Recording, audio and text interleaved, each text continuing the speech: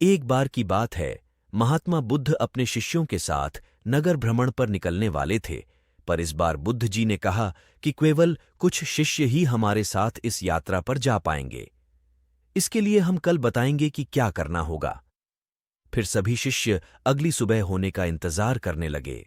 फिर सुबह होते ही सभी शिष्य महात्मा जी के समक्ष जा पहुंचे। तभी महात्मा जी ने कहा कि हम 3 महीने बाद यात्रा पर निकलेंगे। तभी एक शिष्य ने पूछा कि गुरु जी, आपके साथ यात्रा पर कौन जाएगा? इसके बारे में आपने बताया ही नहीं। तभी महात्मा जी बोले कि केवल एक ही शिष्य हमारे साथ इस यात्रा पर जाएगा।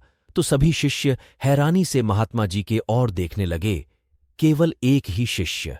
तब महात्मा जी ने कहा कि हाँ, और इसका चुनाव हम एक परीक्षा द्वारा करेंगे। जो इस परीक्षा में उत्तीर्ण होगा वही हमारे साथ यात्रा पर जा पाएगा। तभी सभी शिष्यों को गुरुजी ने एक एक गमला दे दिया और बोले कि जिस भी शिष्य का पौधा सबसे बड़ा होगा वही हमारे साथ इस यात्रा पर जाएगा।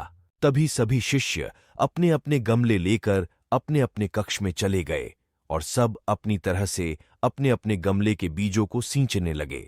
लगभग 2.5 महीना बीत चुका था। सभी शिष्यों के पौधे थोड़े थोड़े बढ़ने लगे, लेकिन उनमें से एक शिष्य का पौधा बिल्कुल भी नहीं बढ़ा।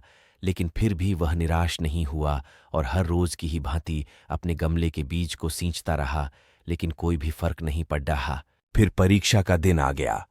सभी शिष्य अपने अपने गमले लेकर महात्मा जी के समक्ष प्रस्तुत हुए। फिर थोड़ी देर बाद वह शिष्य भी वहां प्रस्तुत हुआ जिसके गमले में लगा बीज बिल्कुल भी नहीं बढ़ा।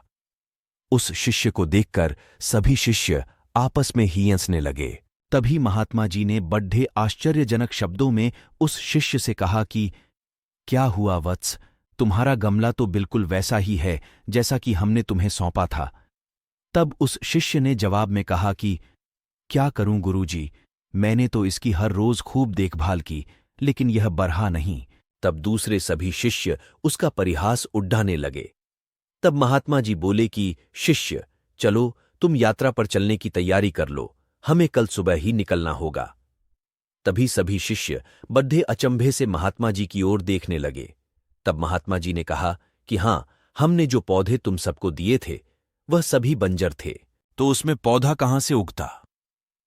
लेकिन तुम सब में से किसी ने भी सच्चाई और ईमानदारी से यह नहीं बताया कि इसमें पौधा नहीं उग पा रहा है, बल्कि यात्रा में जाने के लालच में सबने झूठ बोला।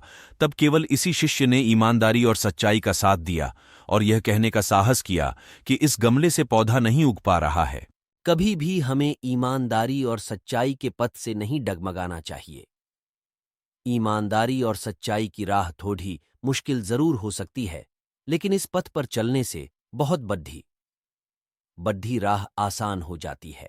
इसलिए सच्चाई और ईमानदारी पर चलने की वजह से आज इस शिष्य को यात्रा पर चलने का मौका मिल रहा है, और यह कोई साधारण यात्रा नहीं है, बल्कि बहुत बड़े मठ में हम इस शिष्य के साथ जा रहे हैं, जहां पर कि इसके भविष्य की नई राह खुलने वाली है। महात्मा बुद्ध के इस मोटिवेशनल कहानी से हमें यह याद दिलाया जाता है कि ईमानदारी और सच्चाई का महत्व सबसे ज्यादा है, और यह हमारे जीवन में सफलता पाने के लिए बहुत ही महत्वपूर्ण है। हमें कभी भी सच्चाई और ईमानदारी का रास्ता नहीं छोड़ देना चाहिए, चाहे हमारे सामने कितनी भी मुश्किलें क्यों ना आएं। सच्चाई और ईमानदारी हमारे जीवन को संजीवनी बना सकती है, और यही सफलता का राज है। Thanks for watching.